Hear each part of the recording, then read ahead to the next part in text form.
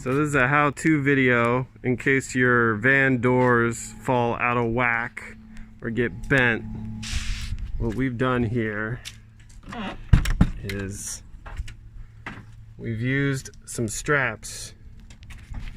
We got the strap hinged into the bottom and then hinged into the side there, and it's pulling that towards the van because this van was beaten quite a bit and had fallen out of whack. So we're bending it back into place. You leave it there for 3 or 4 days, and even after just that little bit,